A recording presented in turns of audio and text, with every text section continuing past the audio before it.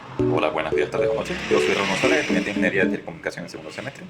Y este video va a tratar de serie armónica, serie telescópica y serie alternante. Una serie armónica es una serie que la sumatoria de todos sus términos, al reemplazarlo por la sumatoria de uno, lo que nos da es números más pequeños hasta llegar a infinito. Estas series normalmente siempre divergen y tienen cierta relación con la música, porque mientras más pequeño se va haciendo la cuerda, más agudo va a ser el tono. Y pues cuando le sacamos el límite, esta normalmente lo que nos hace es que nada más llega a cero cuando llega a infinito. Porque como tal, la cuerda nunca desaparece y los términos se van haciendo mucho más pequeños. Esta es una serie telescópica. Una serie telescópica se referencia a lo que ya he dicho, es un telescopio que se contrae y se descontrae. Se descontrae, digamos que sería la suma, que es cuando expresamos todos sus valores, lo abrimos.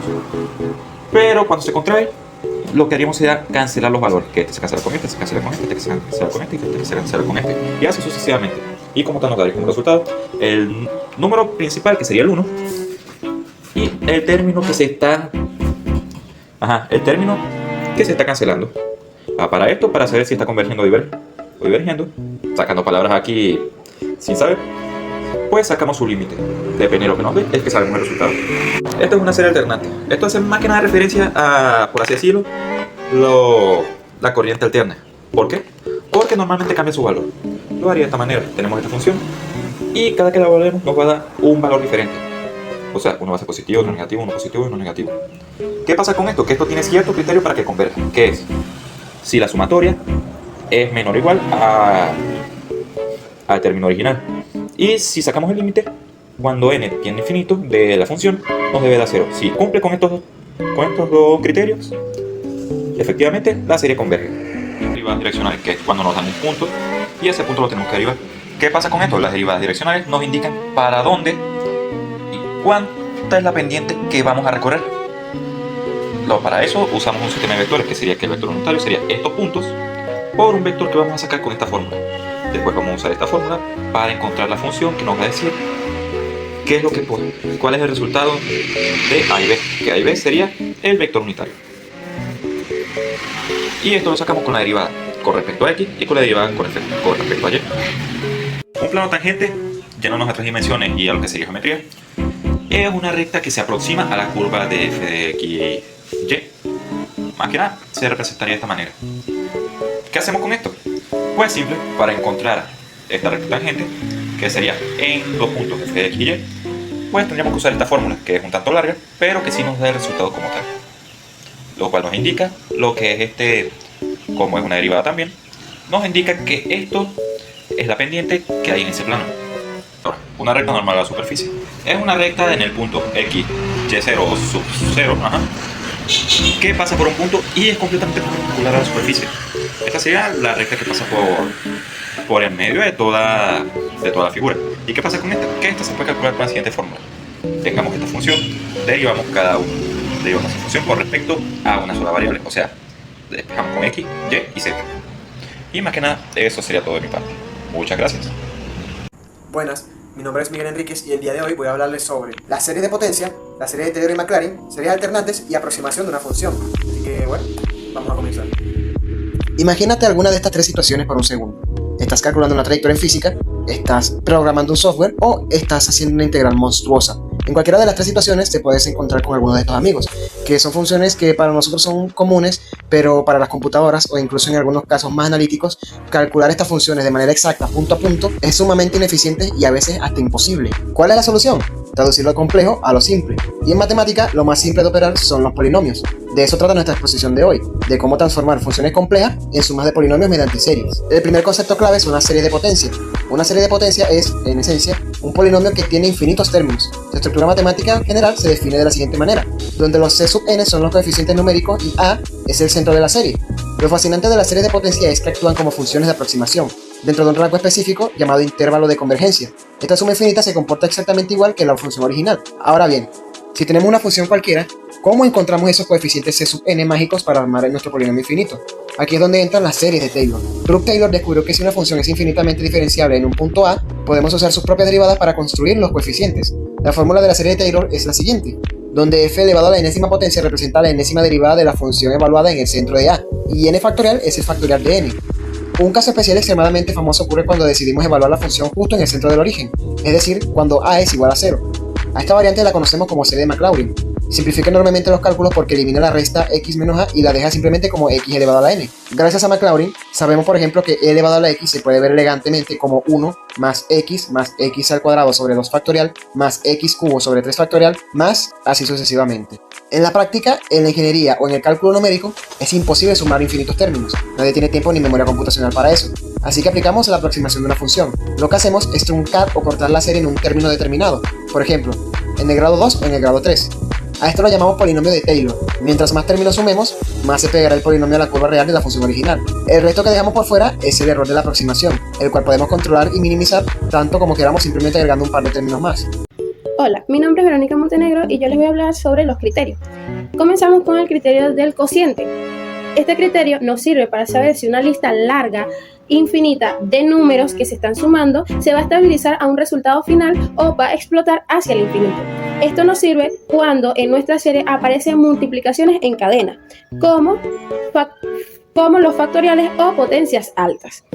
Como por ejemplo, imaginémonos una carrera. En esa carrera vamos a comparar los pasos de un corredor con el paso que dio antes. Ese es el criterio del cociente. Dividimos el término que viene con el término actual para saber cómo va avanzando nuestra serie a medida que nos acercamos hacia el infinito.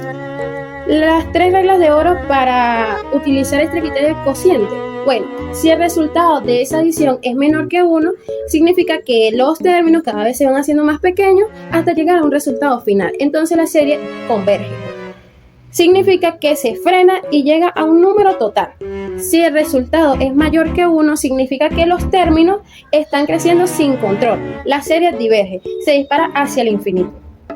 Si el resultado de esa división nos da exactamente 1, tuvimos mala suerte y el método no nos dice nada cuando el resultado nos da 1. Entonces hay que probar otro método.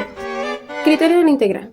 Nos dice que si los términos de la serie corresponden a una función continua, positiva y decreciente, la serie se comportará exactamente igual que su integral impropia. El área bajo la curva sirve como techo que limita o arrastra la suma. Ahora vamos con criterio de la comparación. Analiza series complejas comparándolas con series de referencia ya conocidas como series geométricas. Si la mayor converge, la menor también. Y si la menor diverge, la mayor también.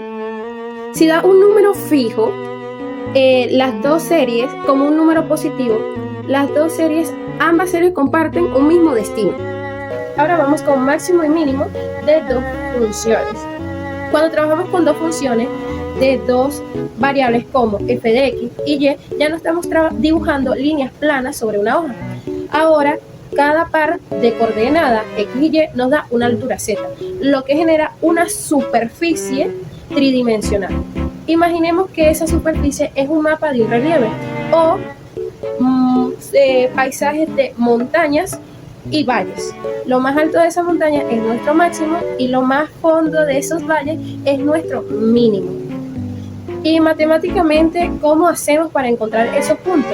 El proceso tiene una lógica muy bonita y se divide en dos pasos principales. El primer paso es encontrar lo que llamamos nuestros puntos críticos. Para lograr calcular estos puntos, encontramos nuestras derivadas parciales de la función, tanto para la variable x como para la variable y. ¿Y cómo encontramos eso? Igualando nuestra función a 0. ¿Por qué hacemos esto? Bueno, porque al nosotros posicionarnos sobre una montaña o en lo más profundo de un pozo, llega un punto donde por un instante esa superficie se vuelve completamente plana. Entonces, es decir, la pendiente en cualquier dirección es 0. Entonces, al resolver este sistema de ecuaciones, obtenemos nuestros puntos, nuestras coordenadas. El segundo paso es el filtro definitivo. Como el hecho de que la superficie sea plana no nos asegura si estamos arriba o estamos abajo, tenemos que aplicar una prueba matemática llamada el criterio de la segunda derivada parciales. Pero además este criterio nos revela algo fascinante, los puntos de silla. ¿Pero qué son los puntos de silla? Es un lugar muy peculiar porque la superficie se comporta como una silla de montar caballo. Si caminas en una dirección, sentirás que estás en lo más bajo de esa curva. Y si caminas en sentido contrario, estarás en lo más alto de otra curva. En matemáticas, una sucesión infinita es de forma sencilla una lista ordenada e ilimitada de números que siguen una regla o patrón específico. Cada número dentro de esta lista se conoce como término. A diferencia de un conjunto matemático común, donde el orden no importa, acá es crucial y los números pueden repetirse. En resumen, se define como una función, cuyo dominio es el conjunto de los números enteros, positivos o números naturales 1, 2, 3 y 4. Si anotamos f como una función, entonces cada número natural de n le corresponde a un número real de f de n. Propiedades y series geométricas. Una serie geométrica es la suma de los términos de una sucesión geométrica, donde cada término se obtiene multiplicando el anterior por una constante fija llamada razón r. Su forma matemática general es esta. Propiedades de las series geométricas. Si una serie geométrica es convergente, o sea, r menor que 1, cumple con las siguientes propiedades operacionales. Está la propiedad de la linealidad. Multiplicación por constante. Si multiplicas toda la serie por una constante k, es decir, todo el resultado de la suma también se multiplica por esa misma constante k. Vayamos ahora con suma y resta de series. Si tienes dos series geométricas convergentes, puedes sumarlas o restarlas término a término. Su resultado será la suma o resta de sus respectivos valores de convergencia. O sea, independencia del índice al inicio. El comportamiento de convergencia no cambia si la serie empieza en n igual a 0, n igual a 1 o n igual a 5. Solo se debe ajustar el primer término a en la fórmula de la suma según el valor real del primer elemento que se genera. Límites y continuidad. Una función z igual a f de xy toma varios números de entrada y te devuelve un solo resultado. Puede ser la altura de una montaña en coordenadas x y y. Los límites. Para que el límite exista en un punto, la función debe acercarse al mismo valor desde cualquier dirección posible. En cuanto a la continuidad, la gráfica no tiene saltos ni huecos. El límite, al acercarse a un punto, es igual al valor real de una función. De ahí viene el límite igual a f de xy. Derivadas parciales, incremento y diferenciales. Las derivadas parciales miden la pendiente o rapidez de cambio modificando una sola variable a la vez mientras dejas las demás fijas como si fueran una constante. El incremento. Este es el cambio real y exacto que sufre la función al moverse de posición. En cuanto al diferencial, es una aproximación rápida del cambio real usando las derivadas parciales. Ahora vamos con la regla de la cadena. Es la fórmula para derivar funciones compuestas, unas variables dentro de otras. Si z depende de x y y estas a su vez dependen del tiempo t, calculas el cambio total sumando el efecto de cada camino. El gradiente es un vector que contiene todas las derivadas parciales del primer orden de una función, que es, si tienes f(x, y), su gradiente se denota como delta de f(x, y), que es igual a... Ahora, ¿para qué sirve? Apunta siempre a la dirección máxima de crecimiento de la función. Si estás en una montaña o cualquier cosa empinada, el gradiente se dirige hacia la parte más empinada. O sea, te va a indicar dónde está esa parte. Ahora vamos con las derivadas direccionales o las derivadas parciales. Respecto a x o y, solo te dice cómo cambia la función si te mueves estrictamente hacia el este o hacia el norte. Esto sirve mayormente para saber qué pasa si te mueves en diagonal. Esta, como tal, es la tasa de cambio de la función en la dirección de cualquier vector unitario. ¿Cómo se calcula? Ese es el producto entre el gradiente y ese vector unitario. Básicamente esto. Multiplicaciones de Lagrange. A veces quieres buscar el máximo o el mínimo de una función, pero tienes una restricción, un camino obligatorio que debes seguir, obviamente. Por ejemplo, quiero la montaña o quiero la altura de una montaña. En ese punto exacto, sus vectores gradientes son paralelos. La ecuación para resolverlo es la siguiente. Planteas el sistema algebraico usando una variable auxiliar llamada lambda y haces la ecuación de delta f de xy igual a, junto con la restricción gxy igual a k. Despejas xy y lambda para hallar los puntos candidatos.